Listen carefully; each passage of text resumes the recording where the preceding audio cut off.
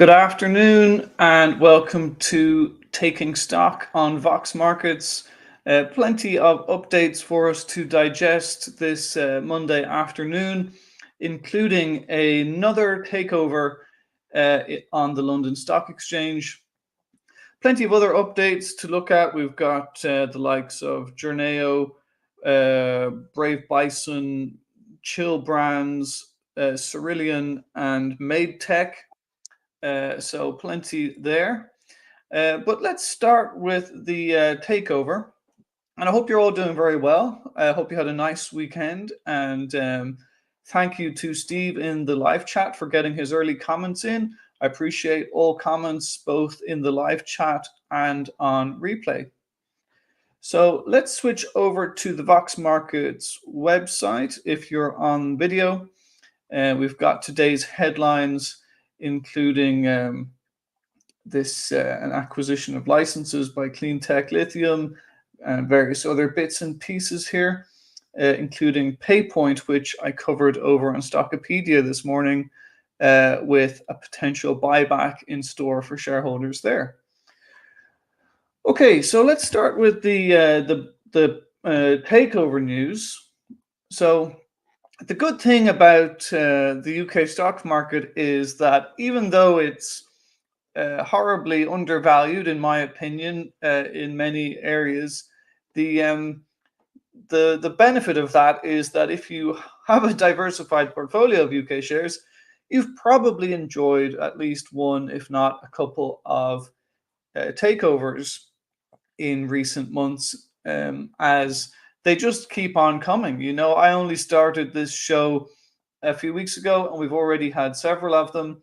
The latest one is Tyman PLC with a market cap today of 763 million pounds. Shares are up 31% on the news, and it's a cash and share offer from the United States. So it's a trade buyer. Again, important to see if it's a financial buyer or a trade buyer. So this is a trade buyer from the United States, and they're offering a mixture of cash and shares. Now, I did my own calculation this morning, and I came out with 401p. The price is considered to be 400p as of last night's exchange rates. So you can see the market cap 387.5p. So with it being a few percentage points away from the full price, there may be a little bit of a question mark over whether the deal will go ahead, but it is pretty close, 387.5p against 401p expected in terms of the value here. The shareholders of Tyman PLC, they have the option to take an all-share deal if they wish. I can't imagine that many UK shareholders will choose to get paid only in shares. I imagine that most UK shareholders would probably prefer to just get the cash, but I suppose it doesn't hurt Quanex to offer their shares in this circumstance. So they'd probably like it if as many shareholders as possible took up that offer. And in terms of the premium, it's obviously a decent premium, 35% to the closing price. I would say that is about right. If I'm holding a share and there's a takeover announced, I'd say 35% would be pretty good. If you're holding a share over a couple of years, you'd probably be happy to earn 10% on your portfolio every year. I know I would. Anything over 10% a year, I would consider to be a pretty good return.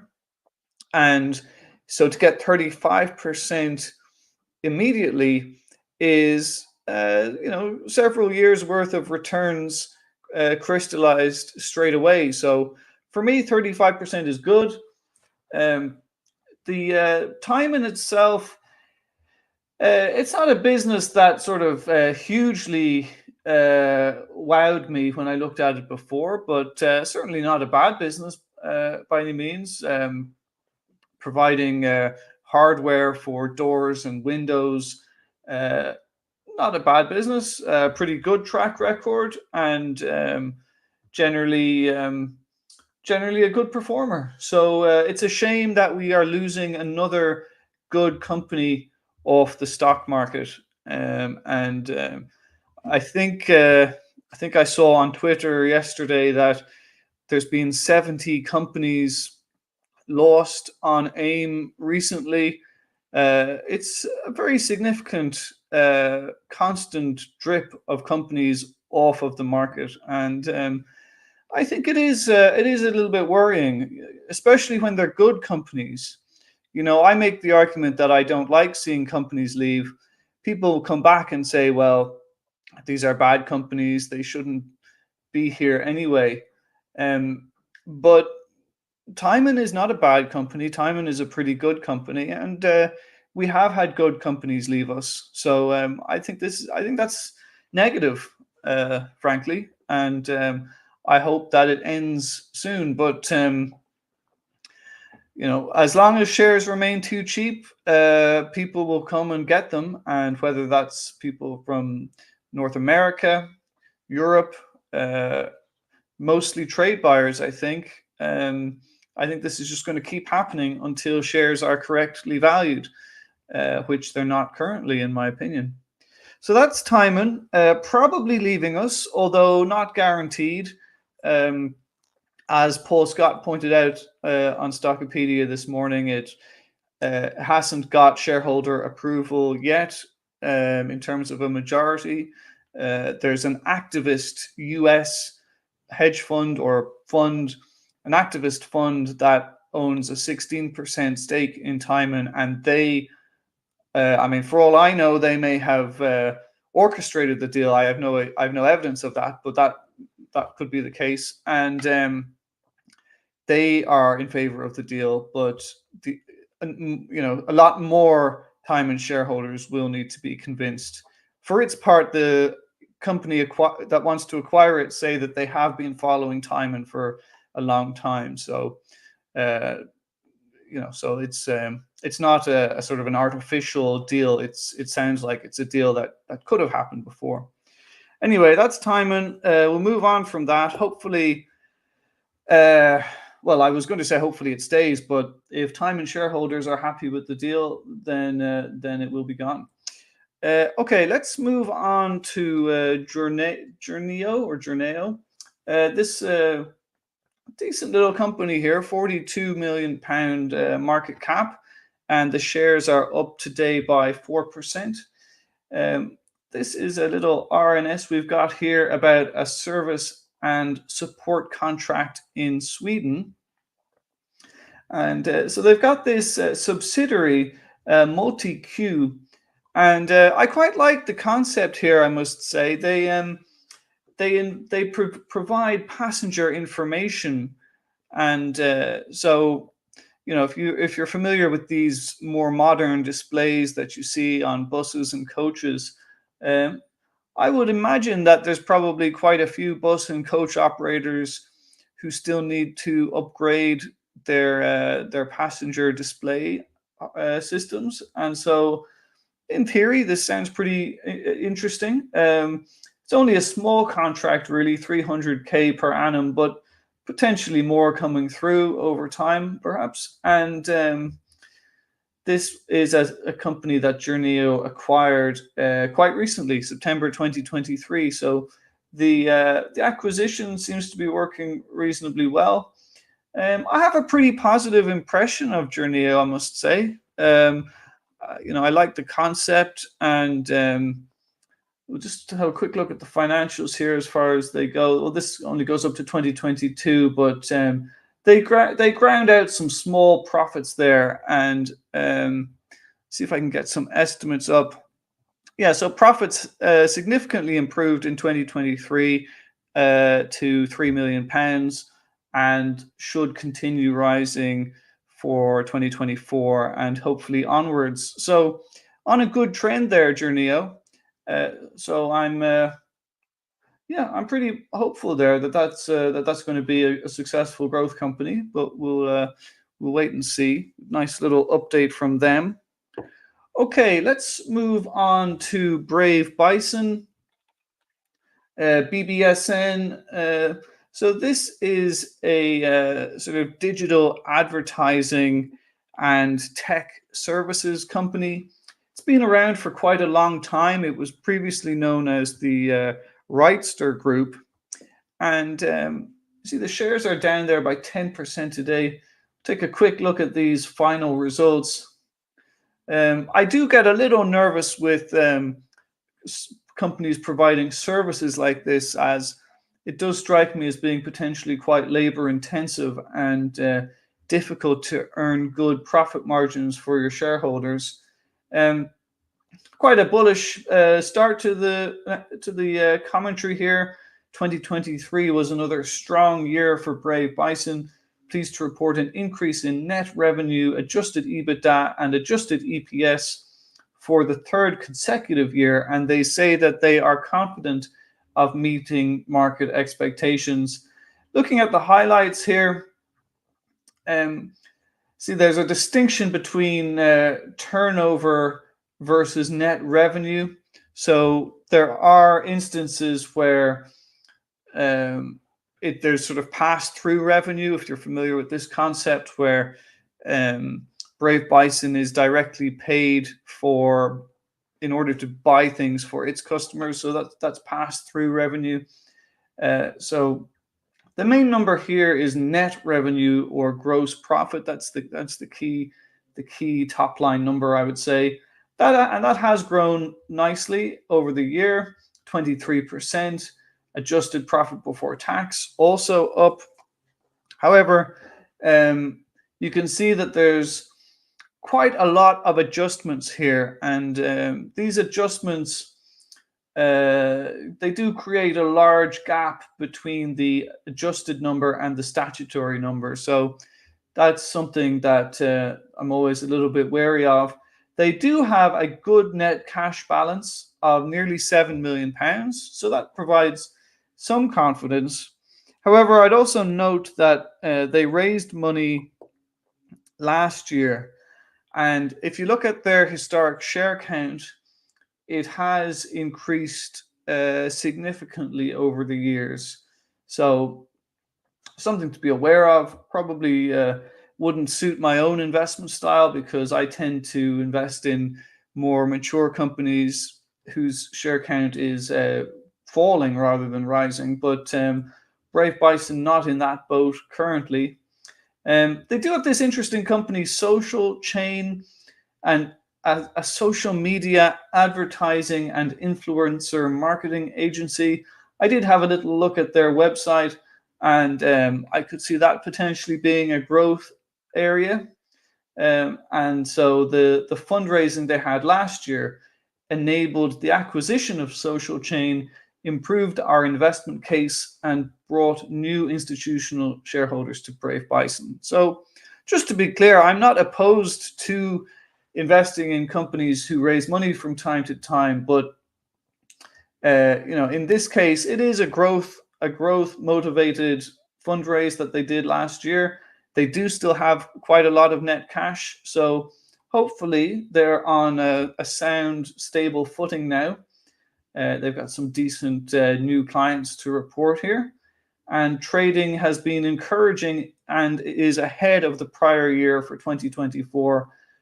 So overall, seems pretty okay. It's not the type of thing that normally would fit into my personal portfolio, but that's just my personal preference. I'm sort of generally satisfied with these results. The outlook statement here we should probably dwell on for a moment.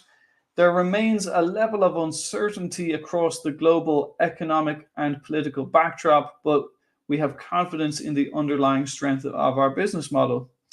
So that's Brave Bison. Best of luck to them. Shares are down 10%. Now, I just wanted to go back to Steve in the live chat who asked a question about Bank of Georgia. So this is a share you may have heard of if you're, if you've done various stock screens on various websites, you may have come across it. Now, I just wanted to mention that this is a decent sized business, market cap 2.2 billion. Steve says that it has done fantastically well over recent years. You can see the share price is certainly up over the last year, and it gets very little mention generally. And I just wanted to explain my thought process here. I think that this is a company where personally I would steer clear because I admit that I don't understand UK mainstream banks. I find them too difficult, and so I generally steer clear. I do love financial stocks, but I like small financial stocks. So for me, mainstream banks are a no-go, too complicated. So that's just my point of view. But when I did look up Bank of Georgia before, because it does have some big fans out there, I think it does have an excellent competitive position in Georgia. I think it's up there. Is it the number one bank? So it has it has that position. It's a successful business by all accounts, but I find it too complicated. So it's not one for me. But good luck to anybody who does own it. So that's Bank of Georgia. Another one that goes into the complicated category is Mobico, also known as National Express. This one is trading at something like a 5 times PE ratio. So National Express, under this new name, which I'm still not used to, you can see the market cap is £340 million, and the shares are down 7% today. So we've got quite a few updates here in terms of results, trading, and the directorate change. The CFO is standing down. That is not a great omen, and we'll explain why in a few moments. We've also got the chair. We've got the chair thanking the outgoing CFO, and the outgoing CFO says, "Public transport has a crucial role to play in creating sustainable cities and driving social mobility. It is an honor to have spent the last 7 years as part of a business committed to leading the shift from cars to mass transit." So that's the CFO leaving. And why would I be concerned about that? Well, let's take a look at these numbers here. And before we go anywhere else, I would just point out that we have covenant gearing of 3 times. Now, I gave a lecture last Friday on the topic of leverage multiples, and perhaps it was a little bit too technical, but the point being made was that 3 times leverage is a bit too much, and that's what Mobico is reporting at the end of 2023. Covenant net debt of nearly £1 billion, not gross debt, of course, that's net debt. And the market cap, as you may recall, £340 million. So with net debt of nearly 3 times the market cap, that's a real warning that people are concerned about the outlook for shareholders here. I've had a look at Mobico's historic financials, and as anybody can see from a cursory look, they have been unprofitable for some time. So this isn't the type of share that I would be having a punt on personally. I do like occasionally to I own I've owned high risk shares in my time, but the problem here is just the lack of profitability over a sustained period of time. It's not just a year or two, but it's you have to go back to sort of the pre-COVID era to find Mobico being a profitable business. Um, Now, the headline here is well, they acknowledge that profitability was impacted by inflationary pressures. They also point out there was a reduction in COVID related support. Well, of course, COVID supports were never going to last forever. And they say there will be further benefits to come from pricing and restructuring alongside continued volume growth. So we do have revenue up. We have adjusted EBITDA down by 8%.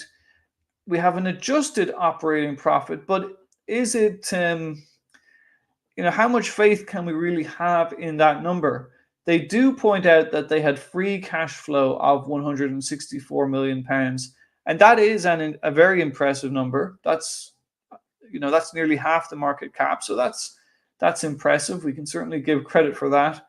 But again, remember, covenant net debt nearly £1 billion. So free cash flow needs to be directed to paying that off as a priority. And remember also the statutory numbers show an enormous loss after tax of £163 million. The pre-tax loss, nearly £100 million. Now they've got an impairment here, which is enormous, and that's, you can write that off if you like as being not an important number, but it does highlight a serious issue with performance. ALSA is a bus and coach company in Spain, Morocco, Portugal, Switzerland, and France. And the coach services just haven't been profitable, and you'd have to wonder what's it going to take for bus and coach services to get profitable again. Will higher energy prices and fuel prices be passed on successfully to customers? What's it going to take? They do have a section down here on leverage, and here's the outlook statement before we get into that. Based on current market conditions, adjusted operating profit is expected to be within the range of 185 to 205 million pounds. We expect a greater bias to the second half of the year, given the phasing of cost reduction programs and the timing of price increases. So, it's certainly not a bad figure, an adjusted operating profit of 185 to 205. Question is, will that convert to cash? It seems like the cash performance was pretty good this year, but they'll need to just keep doing that. Here they say debt reduction remains a priority. They have excellent liquidity, they say, very clear sight of interest costs. Given that 80% of such costs are fixed, well, that is a good thing.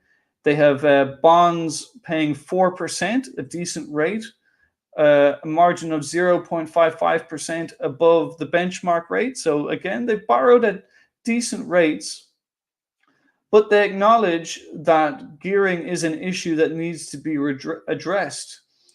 They are confident they can reduce leverage over the medium term.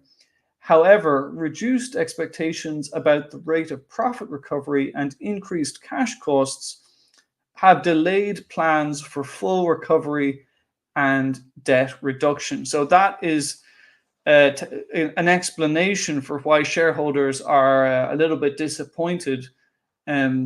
Just a delay in getting themselves back on track.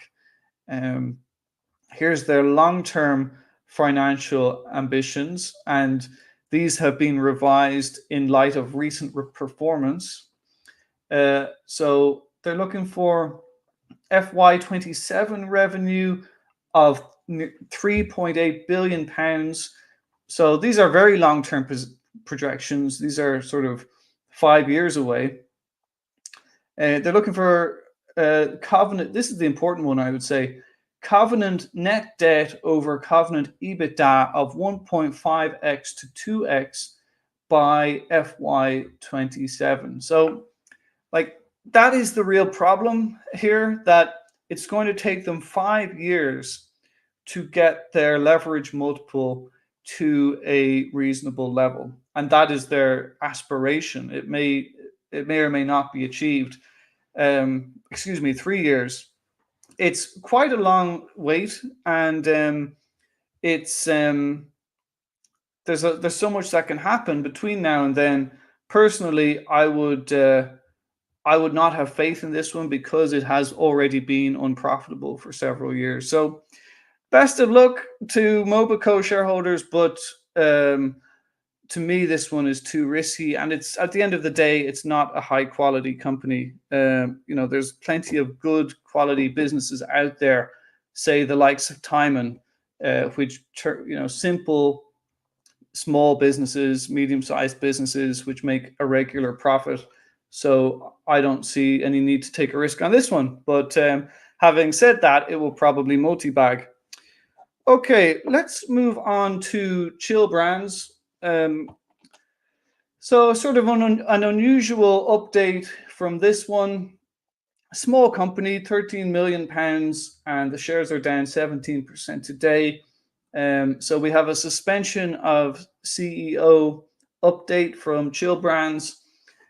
So they've announced the appointment of a company to conduct an investigation after allegations were raised around the use of inside information. The company will be engaging with relevant authorities, including the FCA, and the investigation's findings will be reported in due course. So there's been a suspension of the CEO in connection with these allegations. The suspension does not constitute disciplinary action or a disciplinary penalty, and does not imply any assumption that the individual is guilty of any misconduct or that any decision has been made. The process of appointing an interim CEO is underway. So obviously it's important that I don't speculate on this, but clearly it's not ideal for shareholders to read this news. Even in the best case scenario where the individual who's been suspended gets back into his post before too long, there is inevitably some element of disruption involved here. So I think it's quite a reasonable response for investors to send the share price down by 17%. Maybe even a little bit more would have been reasonable in the circumstances, but yeah, I can't really, for obvious reasons, I can't really speculate on what may be on what may exactly be occurring there. But that's Chill Brands, and I thought I would mention that because it is the most read RNS on the Vox Markets website today. You can see what Vox shareholders have been reading. Upland Resources, Avacta, Angle PLC, various bits and pieces. So those are the top top most read RNS statements for today. Okay, let's move on to something else. That was Chill Brands. Okay, we've got this company, MTEC. So these shares are up by a remarkable 46%. And it just goes to show that it's very easy to get trapped in your assumptions. I wrote this one off as a failed IPO from 2021 because so many companies that listed in 2021 turned out to be duds. But this announcement today has really put the cat among the pigeons. What do they do? It's a high growth provider of digital data and technology services to the UK public sector, founded in 2008 and with a headcount of over 300 people. They provide services that enable central government, healthcare, and local government organizations to digitally transform. So, this is another one of these services businesses, probably a little bit labor intensive, I imagine. But let's check out the RNS here, and it's a stunner. We've got a £20 million almost new contract with the Department for Levelling Up Housing and Communities. So that's £19.5 million over a 24-month period with a 12-month extension option. So MTEC will work with this department on the design and development of new digital tools and services. The first of these services is expected to be the privately rented property portal, a national private rented sector database. And it's not the first contract that MTEC has won with this department. So for a company with this sort of market cap, a £20 million contract is a huge deal. Could it be? I mean, perhaps it's fair to say that it's a transformational deal. The company's market cap last night was only £14 million. So to have a deal announced that is going to provide up probably £20 million of revenues over 2 years, that's pretty remarkable stuff. The question, of course, is, will the contract produce profits for MTEC? Up until now, since the company's been listed, it has not generated any statutory net profits. And so that would be the big question. And you would love it if companies could say, when they make these announcements, we expect our profits on this contract to be X and Y. But they don't do that. I think, one very reasonable reason for that could be that they don't know, because over the course of 2 years, the cost of actually delivering the contract may be unknown, may be difficult to estimate. So I would reserve a little bit of caution that we don't know the sort of margin that will be earned on this contract. Hopefully, it will be a nice, big, juicy margin, and the company will be profitable. However, let's just bear in mind that the CEO of MTEC had this to say: the award of this contract helps underpin our revenue expectations for FY25 and is a testament to the confidence in MTEC to deliver major new programs of work. So it's underpinning expectations, but it may not be. Well, it remains to be seen. Will they generate a nice big profit margin on this? One of the difficulties with order-driven businesses like this is that it's difficult to predict whether or not a company is going to win contracts. B, it's difficult to know what profits they're going to earn.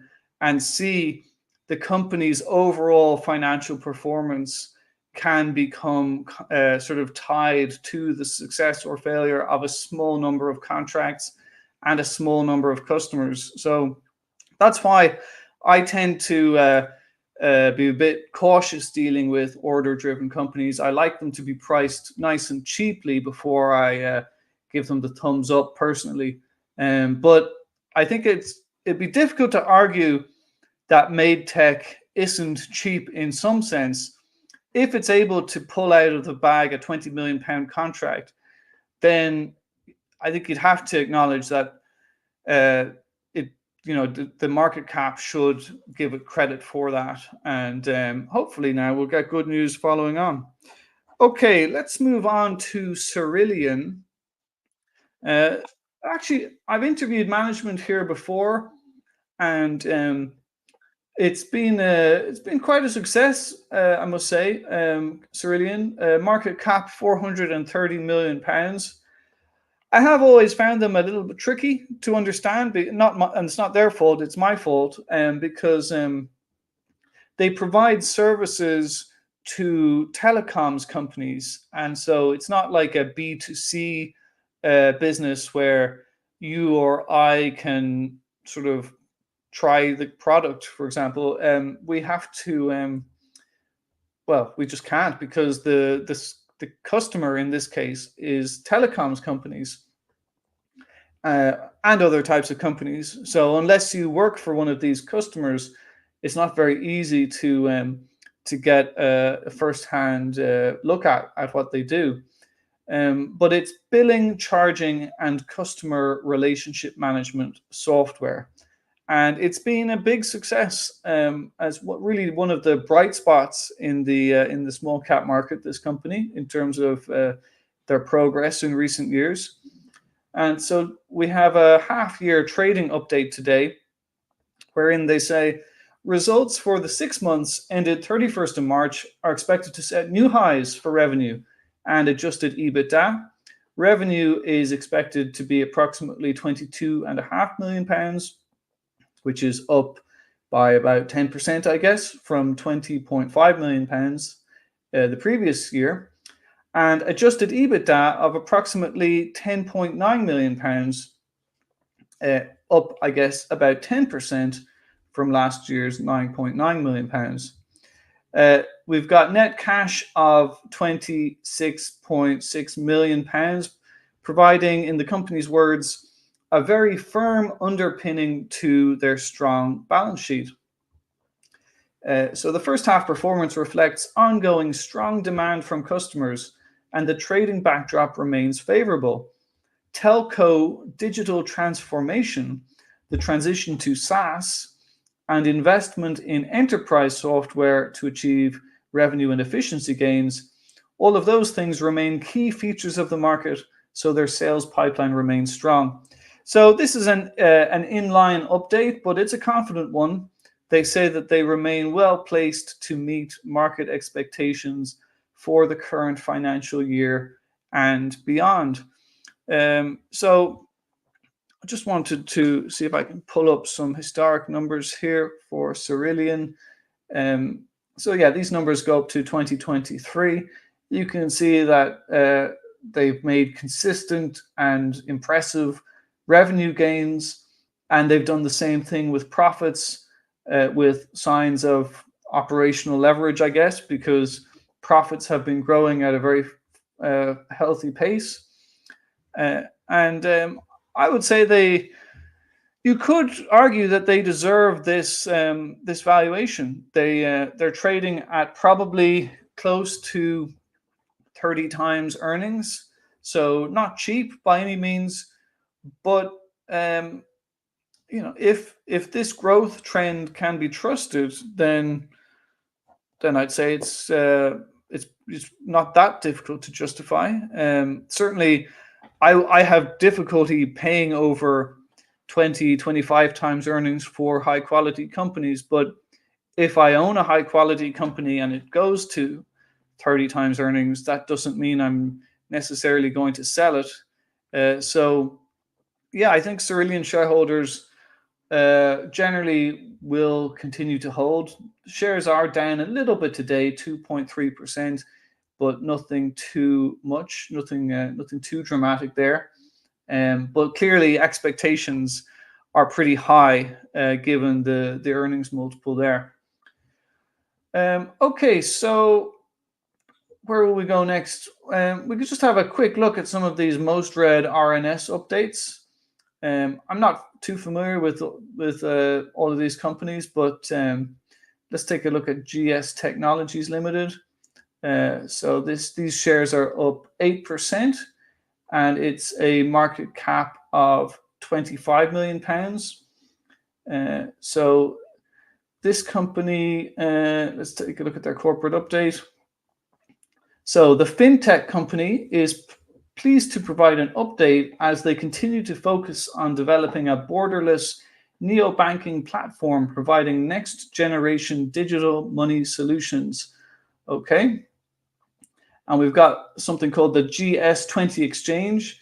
It continues to gain market traction with a continuing increase in signed up users, and it is trading profitably in line with the board's expectations.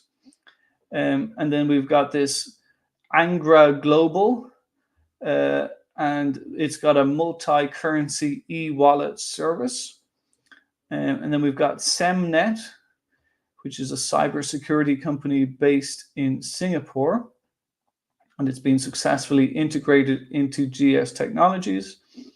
And in terms of the corporate development we've got here, they are continuing to progress the acquisition of 60% of the share capital of EasySend, a Northern Ireland incorporated company operating a cross-border payments business. And we'll see if that goes ahead or not. And they are exploring further value-enhancing acquisition opportunities. So plenty for shareholders to chew on there. I see the broker is CMC Markets. I always like to keep an eye out for CMC because I'm quite impressed that their brokerage business is doing so well. But in terms of the track record here, I feel obliged to point out that there isn't really much of a track record here to point at. So this one is definitely in the racier end of the spectrum. But hopefully they're doing good work. But I have to be honest, the track record here is suggesting a very early stage company. So we'll see if they can pull through with some serious results going forwards. Anything else worth looking at here, or does anybody else have any suggestions? Feel free to pipe up with your suggestions. I'm generally keeping these shows to about 45 minutes. So we're 43 minutes in. So if anyone in the live chat wishes to request a quick look at a stock, please speak now or forever hold your peace until tomorrow at least. But yeah, we've covered pretty much everything I had on my list for today. A nice day of news in the stock market. Over on Stockopedia, I did write in some detail about PayPoint, where I thought that today's news about a share buyback was pretty exciting, given that those shares only trade at about 7 times earnings, and it's one of my favorite companies. So PayPoint, see the share. Oh, the shares are up by 11% now. So that was kind of my concern, was that they telegraphed their intention to do a buyback probably several months from now, and so the shares may rise towards fair value before they get that buyback started. Velocity Composites is mentioned by Steve in the live chat. Have they had news today, Steve? Let's check out Velocity Composites. We've got here. We haven't got any news today on that one, Steve. We do have some recent RNSs this month about director shareholdings, but no trading update. But I'll take a note of that. It's always good to know what people are interested in. VEL. So the next time that they do have an update, I will make sure to have a good look at that. Okay, folks, it's been a pleasure. Thank you for the company. Hope you found some interesting updates in today's show. And as always, please remember to subscribe to the channel. Please hit the thumbs up, as it really helps us. And yeah, if you hit the thumbs up, we will greatly appreciate it. And feel free to share on Twitter or anywhere else that you hang out with your investor friends. Okay, that's it for now. I'll be back at the same time tomorrow. And with that, I will leave you with the outro. You're very welcome. Thank you to Matt and Hasib in the chats. Appreciate that. Okay, folks. See you tomorrow. Have a good one. Bye for now. Cheers.